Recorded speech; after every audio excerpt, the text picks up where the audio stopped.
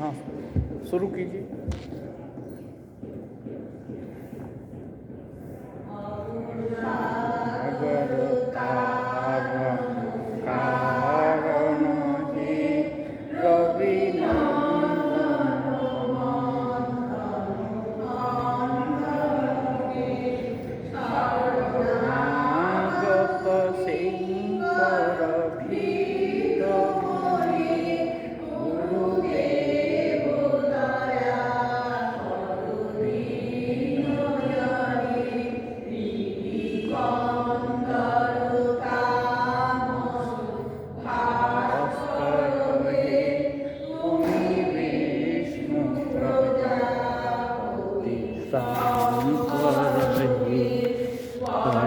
ब्रह्म परात्पर वेद गणे गुरुदेव दया दीन जने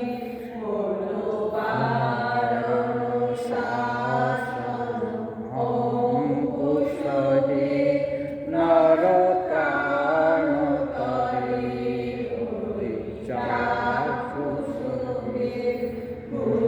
गान परायण देव गणे गुरुदेव दया दीन जने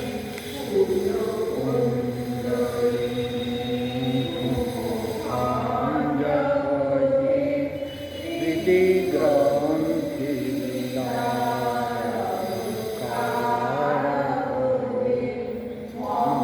मानस चंचल रात्र दिने गुरुदेव दया दीन जने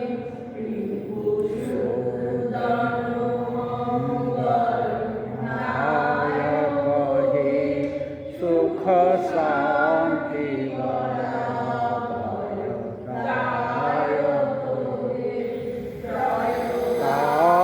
तापहरि तव नाम गुणे गुरुदेव दया दीन जने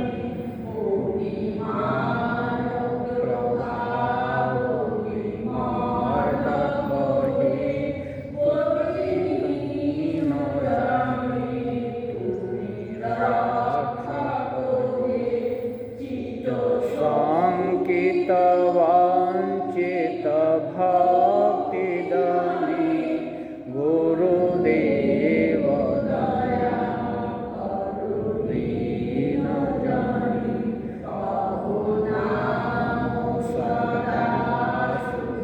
साधक पतिता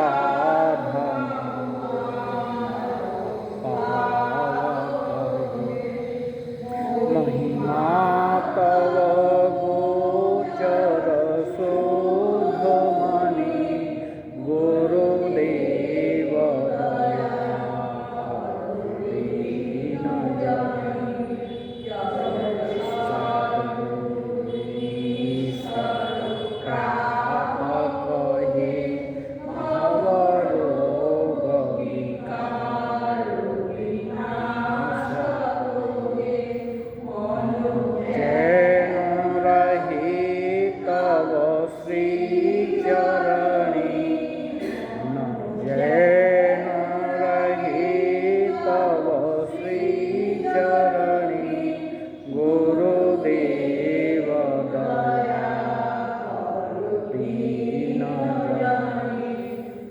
गुरुदेव दया करो दीन जने कृष्ण दया करो दीन जने सागर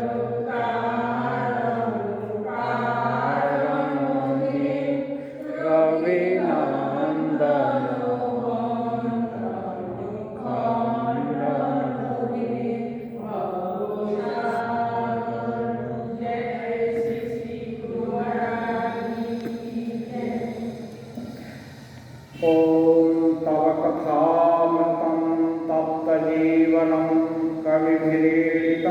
कल्मषापहं श्रवणमङ्गलं श्रीमदाततं भुवि गृह्णन्ति ये भूरिदा जनाः। श्री रामकृष्ण वचनामृत। प्रभु तुम्हारी लीला कथा अमृत स्वरूप है। ताप तप्त जीवों के लिए तो वह अमृत जीवन स्वरूप है। ज्ञानी महात्माओं ने उसका गुणगान किया है। वह पाप पुण्य को हरने वाली है। उसके श्रवण मात्र से कल्याण होता है। वह परम मधुर तथा सुविस्तृत है। जो तुम्हारी इस प्रकार की लीला कथा का गान करते हैं, वास्तव में भूतल में ये ही सर्वश्रेष्ठ दाता है। दक्षिणेश्वर में श्री रामकृष्ण देव भक्त लोगों के साथ वार्तालाप कर रहे हैं। ईश्वर तथा ऐहिक ज्ञान या अपरा विद्या। श्री रामकृष्ण देव कह रहे हैं, ईश्वर लाभ करने पर उनके बाहरी ऐश्वर्य, संसार के ऐश्वर्य को भक्त भूल जाता है। उन्हें देखने से उनके ऐश्वर्य की बात याद नहीं आती। दर्शनानंद में मग्न हो जाने पर भक्त का हिसाब किताब नहीं रह जाता। नरेंद्र को देखने पर तेरा नाम क्या है, तेरा घर कहाँ है, यह कुछ पूछने की जरूरत नहीं रहती। पूछने का अवसर ही कहाँ। हनुमान से किसी ने पूछा, आज कौन सी तिथि है? हनुमान ने कहा, भाई मैं दिन तिथि नक्षत्र कुछ नहीं जानता। मैं केवल श्री राम का स्मरण किया करता हूँ।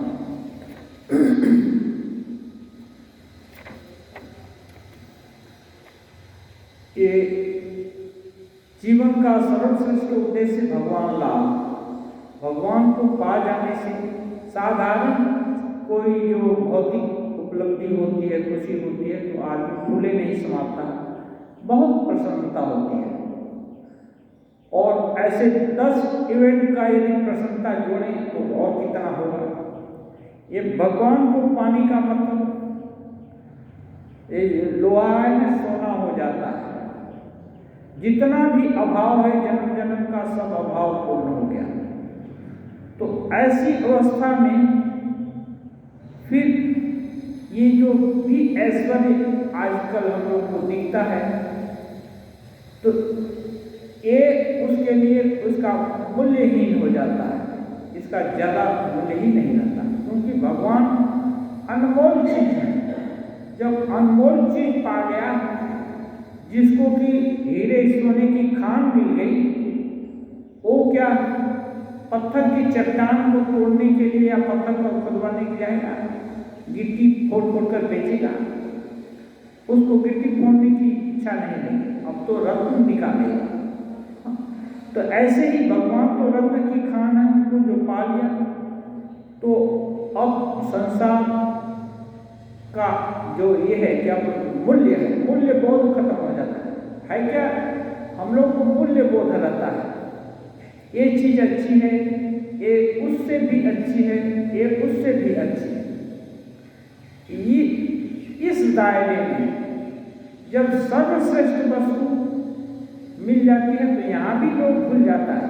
जिसको बहुत कुछ उपलब्धि हो गई, मिल गया, वो छोटे मोटे जो करोड़ों अरबों में खेल रहा है, उसको 10-5 रुपया कहीं गिर गया, तो उसको खोजने के लिए उसको जरूरत नहीं महसूस होता। इसमें समय क्यों नष्ट करेंगे, गया तो गया। तो ऐसे ही भगवान को देख लेने पर बोलते हैं संसार का ऐश्वर्य भूल जाता है। उन्हें देखने से उनके ऐश्वर्य की बात याद ही नहीं आती, और कुछ सोचने की बात नहीं आती कि छोटा मोटा चीज, ये ऐश्वर्य तो छोटा मोटा चीज है। दर्शनानंद में मग्न हो जाने पर भक्त हिसाब किताब नहीं कर पाता। अब एकदम दर्शन, दिल तृप्त हो गया, स्वस्वरूप का बोध हो गया। अपने बच्चे या बहुत दिन के बाद अपना किसी माँ का बच्चा आया तो बहुत प्रेम होता है ऐसे, और यदि खोया हुआ बच्चा मिल गया तो तो प्रेम का अंत नहीं। तो ये चीज क्या है, खोई हुई वस्तु है, भगवत स्वरूप अपना खो गया है। अब जब मिला तो और पूछने की बात नहीं रहती कि यही भगवान है। ठाकुर एक जगह उदाहरण देते हैं, राजा 7 ड्योढ़ी के भीतर है, हर एक जितना ही दरवाजा पार करते हैं एक एक अच्छा चमत्कारी पुरुष बैठे हुए हैं। कोई पूछता है ये राजा है, वो राजा है, नहीं। हाँ, जो गाइड है वो बोलता है नहीं ये राजा नहीं। और आगे बढ़ता है, देखता है बढ़िया बढ़िया और उससे भी सुंदर सुंदर और प्रतिभावान ऐश्वर्यवान चीज दिखाई देते हैं आदमी। पूछता है ये राजा है, गाइड बोलता है। अंत में जब स्वयं राजा के पास चला जाता है तो और प्रश्न नहीं करता है कि ये राजा है या नहीं, प्रश्न बंद हो जाता है। ऐसे ही भगवत प्राप्ति हो जाने से एक मुका स्वादन हुआ तो बोलते हैं, स्मृति बोलती है मुका स्वादन हुआ। एकदम जैसे गूंगा आदमी अच्छा टेस्टी चीज खाया तो क्या बोलेगा, वो आह अच्छा है ये भी बोलने की उसकी क्षमता नहीं, वो तो टेस्ट करेगा चुपचाप, खाने में मस्त हो जाएगा, उसका दिल दिमाग से उसका टेस्ट है। ऐसे ही ठाकुर जब समाधि में जाते थे तो वो भगवत स्वरूप का आनंद उनके चेहरे पर खिलता दिखता था। लोगों की श्रद्धा ऐसे ही ठाकुर के प्रति उमड़ आती थी। कोई उनका चरण स्पर्श करने लगता, कोई कुछ करने स्तुति करने लगता, कोई कुछ करने लगता। ये क्यों? क्योंकि उस शक्ति के आकर्षण के आगे और बाकी सब आकर्षण फीके पड़ जाते हैं, और वो भी अपना असली स्वरूप है। असली स्वरूप का आभास मात्र भी मिला तो वो बहुत बड़ी उपलब्धि है। इसलिए सब लोग ठाकुर का पैर छूने लगते हैं, करने लगते हैं। उदाहरण, जागतिक उदाहरण ठाकुर बोल रहे हैं नरेंद्र को देखने से। ठाकुर ये जो ध्यान के समय दर्शन हुआ था, देख लिए थे कि नरेंद्रनाथ कौन है, सप्तर्षि मंडल के ऋषि हैं। तो जैसे ही पहले ही उनको अनुभव आभास हो जाता है कि कौन है क्या है, सबके विषय में सब जानते हैं। तो जैसे ही सामने आता है फिर उसके असली स्वरूप का बोध हो जाता है। फिर बाकी छोटा मोटा डिटेल पूछने का जरूरत नहीं होता, कहाँ से आया क्या आया, वो तो जानते हैं वहाँ से आया। ऐसे ही भावना जब बोले एक बार स्वामी जी के पिताजी गुजर गए, तब स्वामी पिताजी जब तक जिंदा थे एक साधारण अच्छे परिवार का जो कुछ भी सुख स्वाच्छंद्य है सब स्वामी नरेंद्रनाथ को प्राप्त था। ये अभाव क्या चीज है शायद उस समय देखे नहीं थे। तो जो युग प्रवर्तक होगा केवल सुख में लग रहा है, सुख ही देखा है, तब तो वो एकांगी हो जाएगा। इसलिए भगवान का विधान सर्वांगी को बनना है, सब कुछ देखना है, बड़ा विराट वृक्ष बनना है। इसलिए पिताजी को पले ले लिए। अब दर की ठोकरें खाने लगे, क्योंकि जो था वो उनके ही साथ चला गया। और पिताजी इतने जनरस थे, इतने दयालु थे कि जितना कमाते थे उससे ज़्यादा ही खर्चा कर देते थे। बहुत कमाते थे, बहुत लोगों को पाल कर रखते थे, सब खर्चा ही कर देते थे। तो अब क्या करें, नरेंद्रनाथ को दर की ठोकर खानी पड़ी। और जब कुल किनारा नहीं मिलता है तो आदमी को आक्रोश सहज में आ जाता है। ये इसीलिए बोलते हैं ठाकुर पंचभूते फांदे ब्रह्मा विष्णु परे खांदे। ब्रह्मा विष्णु इतने शक्तिधर लोग हैं, वो लोग भी 5 भूत के इसे जब स्वीकार करते हैं तो उनको भी ऐसी लीला करनी पड़ती है, उसका सुख दुख भोगना पड़ता है, झेलना पड़ता है। तो ये नरेंद्रनाथ जो सप्तर्षि मंडल के ऋषि थे, ये भी 10-10 की ठोकरें खाने लगे। तो कभी कभी इनके दोस्त वो लोग थे, दोस्त यार, वो लोग कुछ अच्छा चीज मन बहलाने का कोशिश करते हैं, इनका मन बहलता नहीं, कभी कभी डांट भी देते। ये तो संगीत और ये सब जो अच्छी चीजें हैं ना, वो जिनका पेट भरा हुआ है, जो समृद्ध है, उनके लिए है। हाँ, ये जिसके अभाव है उसके लिए नहीं है। तो और भी कुछ भगाने के लिए सब कि ये सब बकबक न करें, वो सुहाता नहीं है। जो दुखिया है उसको इधर उधर कीजिए, जिसका पेट जल रहा है ना, उसको भगवान को समझ में नहीं आया, उसको तो पहले अन्न देना पड़ेगा। तो ये नरेंद्रनाथ की अवस्था थी। वो डांट भी देते, कभी कभी ऐसी उल्टी बातें कर देते जिससे लोग सोचते कि ये इसका दिमाग पलट गया है, तो बीमार हो गया कि नास्तिक हो गया है नरेंद्र, एक भगवान में भरोसा नहीं करता। वो नरेंद्र रामकृष्ण की बात, नरेंद्र की बात रामकृष्ण देव के पास आती है, और वो भी सब लोग साहस नहीं करता उनसे बोलने का, लेकिन भवनाथ को बहुत स्नेह करते हैं रामकृष्ण देव। और धीरे से बोल दिया कि नरेंद्र ऐसा हो गया है। ऐसे ही ठाकुर उत्तेजित हो गए। वो बोले, देख, आज से यदि दोबारा अब ऐसी बात बोला तुम्हारा मुंह नहीं देखूंगा। माँ ने मुझे दिखा दिया है तो क्या है, तुमको क्या मालूम? ऐसा क्यों?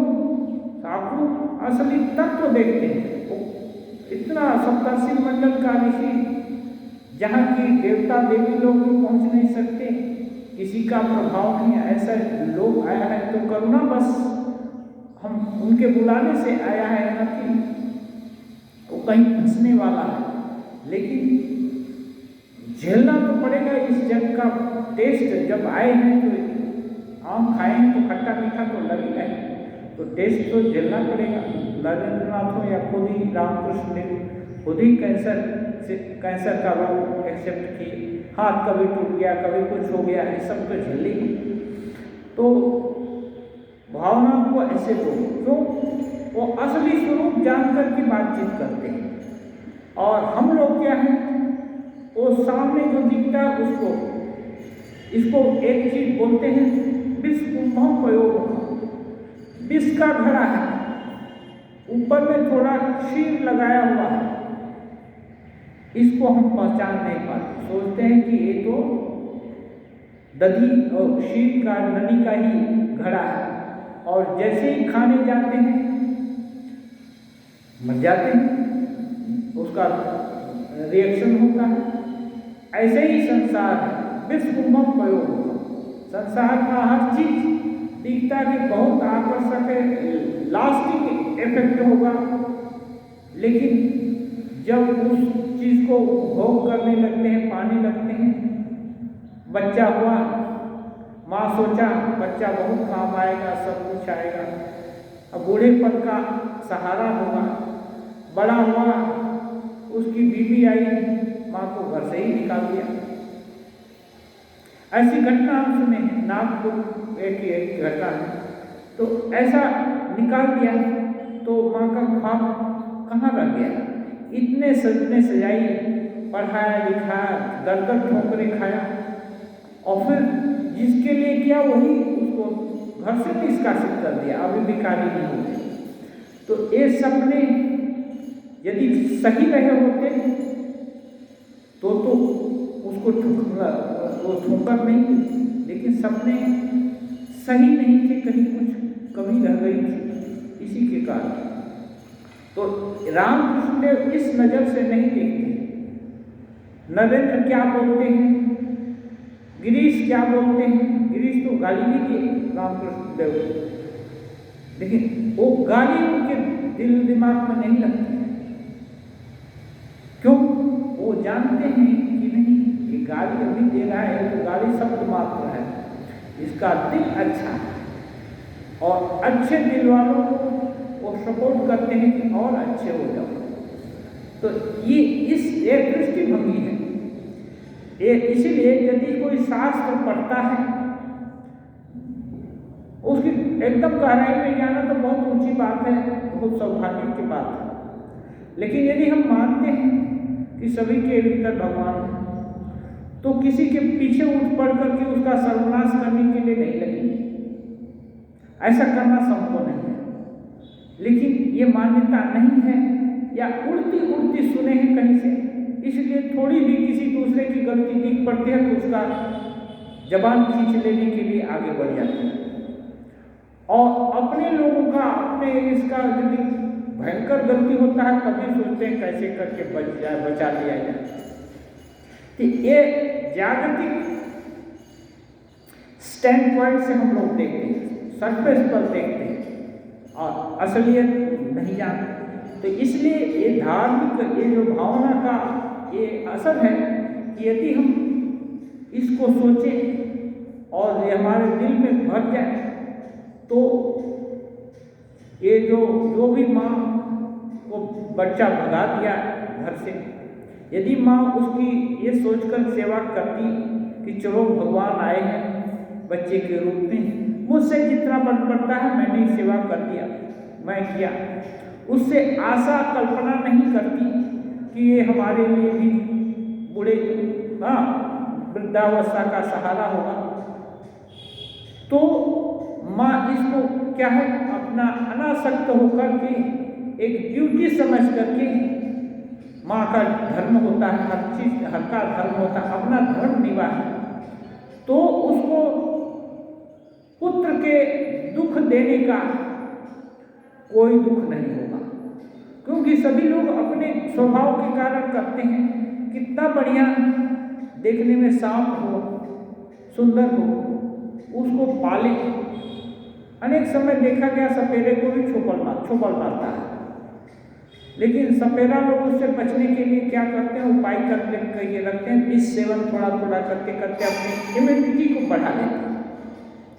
तो ऐसे ही यदि बच्चे का स्वभाव है जिसका जानकर उसको इम्यूनाइज हो जाए कि चलो एक काम में नहीं आएगा, इसका ऐसा स्वभाव है, चलो हमको तो भगवान का ही सहारा रखना है, तो ये अनावश्यक दुख जो आ गया नहीं है। या कुछ धन घर से बाहर निकाल दिया लड़का, कुछ धन छुपा कर रखती अन्य जगह जो कि बच्चे को डिस्क्लोज नहीं करती, तो उसके भगा देने पर भी वो उसको काम आता है। वो गरीब नहीं है, लेकिन पूरा हर चीज यदि एक मुट्ठा दे दिया एक साथ तो फिर कंगाल हो। तो यही बात है। इसी से मैंने जो सही नहीं है उसको सही समझकर हम धोखा खा लेते हैं। अब लेकिन रामकृष्ण देव का स्टैंड ऐसा नहीं, वो जो बाहर में दिख रहा है उससे जज नहीं करते, वो भीतर में क्या है उससे जज करते हैं, कहीं धोखा नहीं खाते हैं। और केशव बाबू को बोलते हैं ये देखो तुम लोग जांच पड़ताल करके चेला नहीं बनाता है, इसलिए दल टूटता है, ये होता है। केशव बाबू का दल टूट गया 9 विधान साधा में। तो ये बोलते हैं, ये इनके देखने का अलग है रामकृष्ण देव के जरिया कि भीतर की गहराई में देख करके वो उठे करते हैं। इसलिए सभी तेजियान थे, ब्रह्मानंद महाराज, तुरायानंद महाराज, ये महापुरुष महाराज, ये सब लोग कोई कम नहीं था, लेकिन जानते थे ठाकुर कि नहीं, बाद में मेरे नहीं रहने के बाद बच्चों में कुछ स्पर्धा हो सकती है, क्योंकि सभी तो कुछ न कुछ शक्ति संपन्न नहीं है। तो सबके सामने नरेंद्र को लीडर बनाया और विभिन्न तरह से भी बोलते भी थे और पेपर पर भी लिख दिए कि नरेंद्र शिक्षा देवे। ये ऑर्गेनाइजेशन तो नरेंद्र को की प्रशंसा किए या नरेंद्र को हाईलाइट किए, तो दूसरे को लो बनाना नहीं हुआ, क्योंकि एक समूह में एक ही तो सर्वश्रेष्ठ तो एक ही होगा। तो और फिर जो सर्वश्रेष्ठ है वो भी ऐसा नहीं है, सर्वश्रेष्ठ बनाए ठाकुर, वो विश्व प्रसिद्ध भी हुए, फिर जो कुछ भी उनको दान दक्षिणा मिली थी, अर्जन हुआ था, सब कुछ से एक छोटा सा पीस ऑफ लैंड खरीदे और पुनः नीट करके रामकृष्ण मठ ट्रस्ट करके सब कुछ अपने गुरु भाई लोग को दे दिए, जिनको कि ठाकुर बोलते थे ये सतदल है और इनको बोलते थे सहस्रदल। सहस्रदल अपने उपभोग नहीं किया और सतदल को सब वैभव, सभी जो भी एडोरेशन है, सभी कुछ उनको दे दिया, देकर अपने फकीर हो गए। यहाँ तक कि 2 पैसे चाहिए नाव, यहाँ से नाव पार करने के लिए वो भी मांग करके लेकर जाएंगे। ऐसी अवस्था, इतना सरेंडर एक किस लिए हुआ? क्योंकि ये लोग जानते थे, अच्छे से जान गए थे रामकृष्ण के संसर्ग में इनका भी दिव्य अनुभूति, अपने स्वरूप का ज्ञान हो गया था। ये जानते ये सर्विस है, किसी की महत्ता किसी विशेषण के जोड़ देने से या विशेषण के घटा देने से कम नहीं हो जाता। सोना है, उस पर कीचड़ लगा दिया जाए तो वो उसका कम मूल्य हो जाएगा, और उस पर चंदन लगा दिया जाए और क्या बोलते हैं फूल माला चढ़ा दिया जाएगा तो उसका ज़्यादा मूल्य हो जाएगा। ये सब नहीं है। सोना तो सोना ही है, वो कीचड़ में रहे या चंदन के अंदर रहे, तो उसका मूल्य ये नहीं। इसलिए नरेंद्रनाथ को फर्क नहीं पड़ता। हाँ, इतनी प्रशंसा ठाकुर करते फिर भी वो प्रशंसा के कारण वो उन्मत्त नहीं हुए, फूले नहीं समाये, ऐसी बात नहीं है। वो सबको हजम कर लिया और जब सच में पूरी प्रसिद्धि हासिल कर ली तो सब कुछ देकर, जैसे रामकृष्ण देव सब कुछ देकर नरेंद्रनाथ को फकीर हुए थे, नरेंद्रनाथ भी सब कुछ देकर गुरु भाइयों को और एक महत्तम उद्देश्य को रामकृष्ण मठ मिशन की स्थापना की, महत्व उद्देश्य के लिए सब कुछ समर्पित कर दिए और दिए नहीं, खुद भी समर्पित रहे। तो ये है विशेषता जिसके कारण हम लोग ठाकुर के बगल में बैठाते हैं। ये देश त्याग का देश है। जो भी त्याग करेगा, जहाँ भी त्याग का ये रहेगा, उसका जरूर न जरूर मूल्य ज़्यादा रहेगा। तो ये इसके कारण ठाकुर इस स्टैंड से देखते हैं, स्वामी जी भी उस स्टैंड से देखे कि रामकृष्ण देव चाहते हैं आध्यात्मिकता सबके अंदर भगवान है, इस सोल इज पोटेंशियली डिवाइन, इसको यदि आगे बढ़ाना है तो छोटे मोटे पद पोस्ट के लिए लाइट होना, इसको थोड़ा भी स्ट्रेस देने से नहीं चलेगा। इसलिए इसको एकदम थोड़ा भी महत्व नहीं दिया। तो ये इन लोग के महापुरुष लोग के दर्शन का एंगल दूसरा। तो ये इस एंगल को यदि हम लोग अपने इसमें एक करें, अपने डे टू डे लाइफ में लाएं, तो हम देखेंगे कि एक हमारे जीवन का भी आदर्श होना चाहिए। भले ही उतना ऊंचा न हो, जितना भी आदर्श हो, आदर्श से के एकदम विपरीत कुछ नहीं है तो वो थोड़ा बड़ा समझौता कर लेने में कोई दिक्कत नहीं है। हाँ, अनावश्यक चीज को लेकर के बात का बतंगड़ करने में कोई मजा नहीं है। दोष बुद्धि तो किसके अंदर नहीं है। गीता में बोले सर्वारंभा ही दोषेण भूमि नामी विवाहता, सब कुछ दोष युक्त है। जो कुछ भी हुआ है ना, सब कुछ आरंभ मात्र ही दोष युक्त है। आरंभ में जो कुछ भी जीवन धारण, ये आरंभ ही है। असली क्या है? स्वरूप अविकृत है, वो हर समय पवित्र है, हर समय शुद्ध है, हर समय सनातन है। तो सभी कुछ ये है, तो हम छोटे मोटे चीज के लिए क्यों स्ट्रगल करें? चाहने से ही बड़ी चीज मिल सकती है तो छोटी चीज क्यों चाहे? यही तो उपदेश है रामकृष्ण देव। इसी को स्वामी जी पूरा फॉलो किए हैं, केवल वक्तृता के द्वारा नहीं, प्रसिद्धि पाने के के बाद, हर कुछ पाने के बाद, क्षमता पाने के बाद भी ऐसा किया, पूरा देकर फकीर हो गए। तो ये जहां रहेगा वहां लोग श्रद्धा से जरूर नत होंगे। ये अब अगला परिच्छेद है, परिच्छेद 10वां है, दक्षिणेश्वर में अंतरंग भक्तों के साथ श्री रामकृष्ण की प्रथम प्रेमोन्माद अवस्था। आगे का अपनी अवस्था का विभिन्न समय वर्णन करते हैं, आपको सिखाने के लिए, समझाने के लिए, इलस्ट्रेशन के लिए, उदाहरण के लिए। आज श्री रामकृष्ण बड़े आनंद में हैं। दक्षिणेश्वर काली मंदिर में नरेंद्र नाथ आए। एक उद्देश्य है भगवान का कि नहीं, रिवाइवल होना है लोगों में, धर्म का ये जो है भगवत भाव को जगाना है। तो जगाने के लिए स्वयं तो साधना किए 12 साल,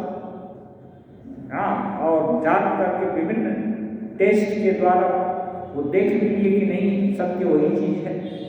अब उसका एक उसको धारण करने वाला भी तो चाहिए। तो धारण करने वाला नरेंद्र उनको पकड़ कर लाए। तो इनको देखने से बड़ा आनंद होता है, चलो अब मिशन पूरा होगा, खाना बन गया। केवल खाना बनने से ना, कितना धुआं आग जलानी पड़ी, लकड़ी लगाना पड़ा, आलू बटन काटना पड़ा, बहुत सारा कुछ करना पड़ा। अब खाने वाला ही कोई ना हो तो उस खाने का कोई मूल्य है, उतना मेहनत बेकार चला जाएगा। और खाने वाला यदि श्रेष्ठ व्यक्ति हो तो आनंद की सीमा कहाँ रहेगी, तो आनंदित होगा ही। तो श्री रामकृष्ण देव आनंदित है। और भी कुछ अंतरंग भक्त हैं। नरेंद्र ने यहाँ आकर स्नान किया और प्रसाद पाया। आज आश्विन की शुक्ला चतुर्थी है, 16 अक्टूबर 1882 सोमवार। आगामी गुरुवार को सप्तमी है, दुर्गा पूजा होगी। श्री रामकृष्ण के पास राखाल, रामलाल और हाजरा है। नरेंद्र के साथ 1-2 और ब्राह्मण लड़के आए हैं। आज मास्टर भी आए हैं। नरेंद्र ने श्री रामकृष्ण के पास ही भोजन किया। भोजन हो जाने पर श्री रामकृष्ण ने अपने कमरे में बिस्तर लगा देने को कहा, जिस पर नरेंद्र आदि भक्त, विशेषकर नरेंद्र, आराम करेंगे। चटाई के ऊपर रजाई और तकिए लगाए गए हैं। श्री रामकृष्ण भी बालक की भांति नरेंद्र के पास बिस्तर पर आ बैठे। भक्तों से, विशेषकर नरेंद्र से और उन्हीं की ओर मुख करके हंसते हुए बड़े आनंद से बातचीत कर रहे हैं। अपनी अवस्था और अपने चरित्र का बातों में वर्णन कर रहे हैं।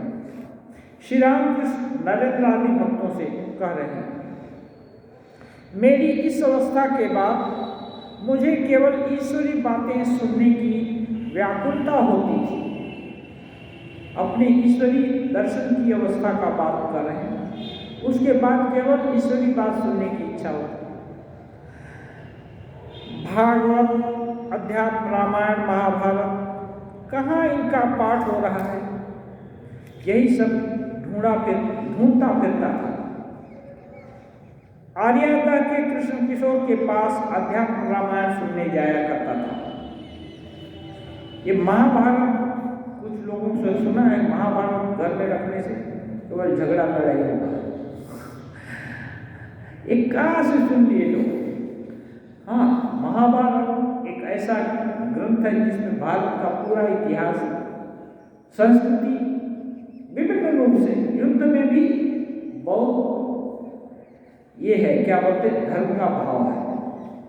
हाँ, विभिन्न चरित्र अपना ये करते हैं, अपना आदर्श दिखाते हैं, बहुत तरह के आदर्श का। तो एक को ऊंचा बनाना है तो दूसरे को निकृष्ट दिखाना ही पड़ता है। एक निकृष्ट है, उसके सामने ही दूसरा उत्कृष्ट है। तो ये सभी तरह के चरित्र का तो वर्णन होगा ही। अब जो जैसा है वो अपने हिसाब से ले ले। कोई श्रेष्ठ बनना चाहता है कि निकृष्ट बनना चाहता है, वो उसका चॉइस है। निकृष्ट बनना चाहता है वो भी शास्त्र से सीख करके निकृष्ट भी बन सकता है, लेकिन शास्त्र लिखने का मतलब ये नहीं है कि किसी को निकृष्ट बनाना। शास्त्र सभी सबको, निकृष्ट को भी उत्कृष्ट बनाने की क्षमता रखते हैं। ये शास्त्र का ये उद्देश्य है।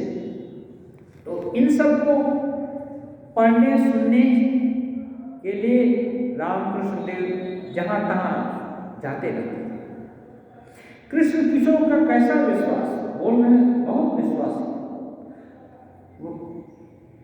ये अध्यात्म रामायण पढ़ते हैं, भगवान की बातें, बहुत सारे महिमा का वर्णन है रामचंद्र जी के।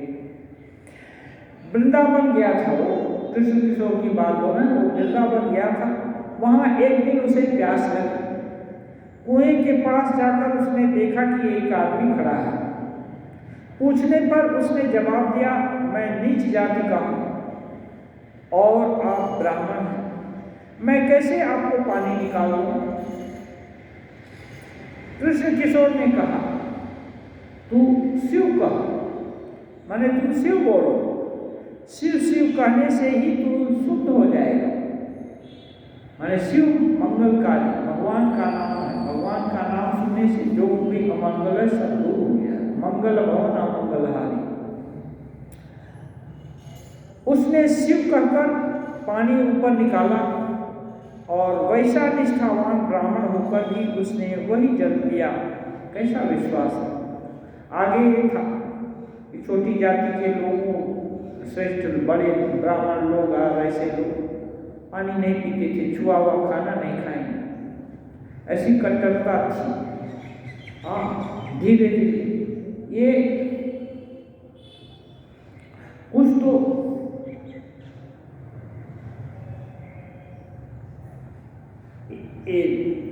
जैसे जिस तरह के लोगों का ये हो गया, जैसे लोगों की धारणा हो गई कि नीची जाति के लोग हैं तो छोटा काम करके रुपया अर्जन करेंगे। जैसे और हो सकता है जितना श्रम करना चाहिए उतना पूरा श्रम नहीं किए, कम श्रम करके भी ऐसे ज़्यादा पैसा लेना चाहिए। दूसरा, व्यापार किया तो झूठ बोलकर धप्पा दे करके 100 रुपये का सामान 150 रुपये को बेचा।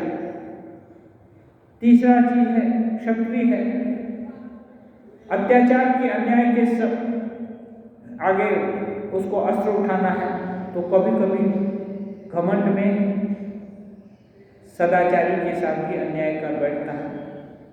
तो ये सब दोष है। लेकिन ब्राह्मण का धर्म था, ब्राह्मण के यहाँ से भिक्षा लेगा। ब्राह्मण का धर्म है त्याग, तपस्या, शास्त्र अध्ययन। तो अच्छे लोग से दिया गया अन्न में अच्छे संस्कारों की ये मान्यता थी। तो अच्छे संस्कार होंगे तो अपने को प्रभावित नहीं करेंगे, है ना। अब अपना मन धूमिल नहीं करेंगे। बोलते हैं लोग जैसा अन्न वैसा ये दिल दिमाग, अन्न का प्रभाव पड़ता है। लेकिन स्वामी जी बोलते हैं कि नहीं, आत्मा जो भी अन्न खाए या आत्मा नित्य शुद्ध है। हाँ, कुछ खाद पेय या क्या उनको अपवित्र कहीं कर सकता, उन मुक्त स्वतंत्र प्रवाहित तुम नदी तुल्य बन जाओ।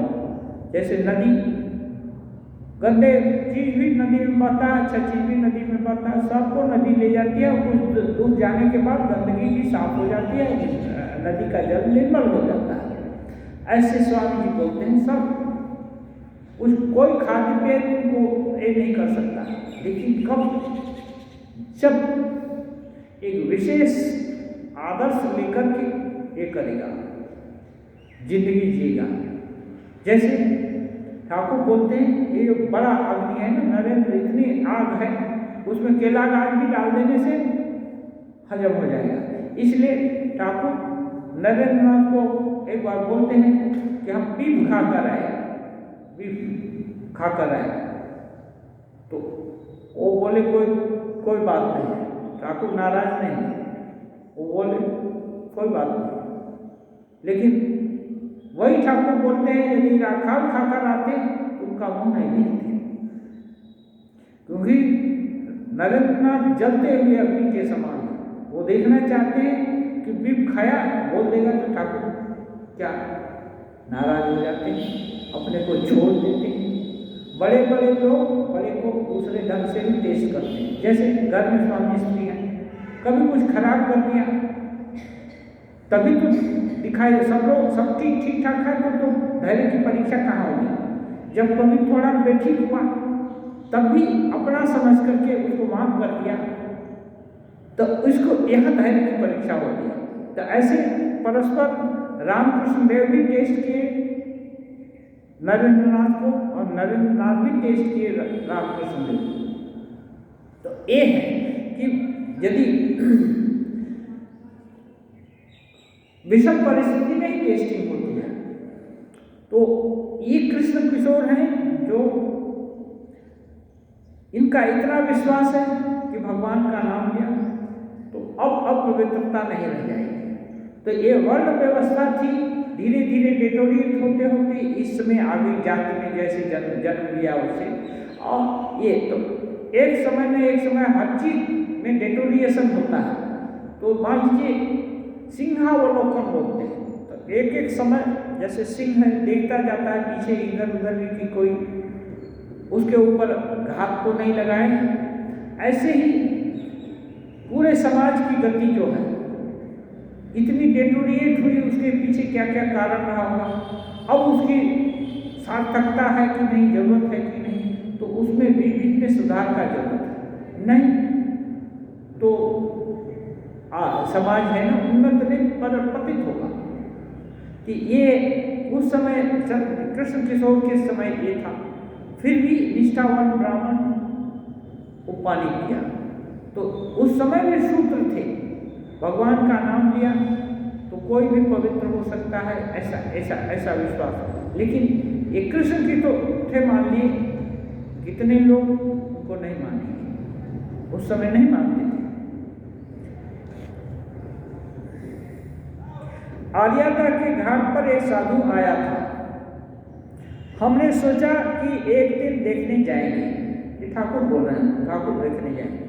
काली मंदिर में मैंने हल्दारी से कहा कि ठाकुर अपना भाव व्यक्त किया हल्दारी से। आर्यादा में एक साधु आया है, उसको देखने जाने की इच्छा। कृष्ण किशोर और हम साधु दर्शन को जाएंगे, तुम चलोगे? ऐसे हल्दारी से पूछते हैं। हल्दारी ने कहा, हल्दारी का अद्वैत भाव है, उपलब्धि नहीं है, चीज मानता है, इसलिए वो उसको स्ट्रेस देता है। जो जिसको उपलब्धि हो गई वो तो भर गया, जो गागर है ना, जो गगरी भर गई ना, वो भक आवाज नहीं करती। जो आधी भरती है ना, वो छलकती हुई जाती है, आवाज करती है। तो ये हल्दारी कहते हैं, एक मिट्टी का पिंजरा देखने जाने से क्या होगा? हल्दारी तो ये बोलते हैं। हल्दारी गीता और वेदांत पढ़ता था ना, ठाकुर बोल रहे हैं वो वेदांत पढ़ता था, इसलिए उसको अप्लाई कर रहे हैं। इसी से उसने साधु शरीर को मिट्टी का पिंजरा बताया। मैंने जाकर कृष्ण किशोर से वह बात कही तो वह बड़े क्रोध में आ गया। कृष्ण किशोर को बात ठाकुर बोलते कि हल्दारी ऐसा बोलता। उसने कहा, क्या हल्दारी ने ऐसी बात कही? जो ईश्वर चिंतन करता है, राम चिंतन करता है और जिसने उसी उद्देश्य से सर्वस्व त्याग किया है, क्या उसका शरीर मिट्टी का पिंजरा हो सकता है? ये भाव ओ देव मंदिर हो गया, अब मिट्टी का पिंजरा नहीं है। मिट्टी का पिंजरा तो तब था जब उसमें भगवान की आराधना नहीं थी। अंतर बहिर्हरिस्तप्सा तथा के, जब अंतर बहि में हरि का हरि विराजमान है, बोलते भी हरि, सोचते भी हरि, चिंतन भी करते हरि, हाँ जपते भी हरि, तो फिर ऐसे वो मिट्टी का पिंजरा कैसे होने जाए? ये वैष्णव है, श्रेष्ठ वैष्णव एक दूसरे वैष्णव को भी श्रेष्ठ समझता है। तो ठाकुर उसकी बात करते हैं, ये इसलिए बोलते हैं कि एक विश्वास, कृष्ण किशोर के विश्वास की बात आगे ठाकुर बोलते हैं। तो विश्वास से वस्तु लाभ होता है और विश्वास एक दिन में नहीं होता है। बहुत सारी उपलब्धि छोटी छोटी जो होगी उसको जोड़ते जोड़ते जब दिमाग कैलकुलेशन कर लेगा कि नहीं ये चीज सही है, जब दिल में ऐसा प्रत्यय हो जाएगा तब उसी को विश्वास करते हैं। ठाकुर बोलते हैं हरदारी नहीं जानता था कि भक्त का शरीर चिन्मय होता है। जो जिसकी, एक जगह बोले हैं ठाकुर, जो जिसकी सत्ता, जिसका चिंतन करता है उसकी सत्ता पाता है। सत्ता कैसे होती है? वही छोटा सा उदाहरण इसे हम अपने समझने के लिए ऐसा देखिए, यदि फूल हर समय फूल तोड़ रहे हैं, इच्छा नहीं है, तब भी हाथ तो सुगंधित हो ही जाएगा, हाथ तो सुगंधित हो ही जाएगा। ऐसे ही भगवान, भगवत चर्चा, भगवत चिंतन, भगवत ध्यान यदि लगातार हो रहा है तो उसमें अपवित्रता कहाँ रह जाएगी? तो ये है, इसलिए उस भक्त लोग भक्त के शरीर को चिन्मय देह बोलते हैं, इसमें भगवान विराजमान है। ठाकुर बोलते हैं उसे मैंने हरदारी को इतना क्रोध आ गया कि काली मंदिर में फूल तोड़ने आया करता था, पर हरदारी से भेंट होने पर मुंह फेर लेता था। हरदारी के प्रति उसके नफरत हो गई और देखने से वो सिर हटा लेता। अरे साधु के शरीर को माटी का पिंजरा बोलता है। उससे बोलता तक न था। ये जो हलदारी से कृष्ण किशोर बात तक नहीं करते। क्यों? क्योंकि उसने ईश्वर का जो जन्म है उसको इंफीरियर बता दिया। ये है श्रद्धा के बाद विश्वास की। उसने मुझसे कहा था, अब ये इनकी बात है कृष्ण किशोर, तुम जनेऊ क्यों फेंक दिया? तुमने जनेऊ क्यों फेंक दिया?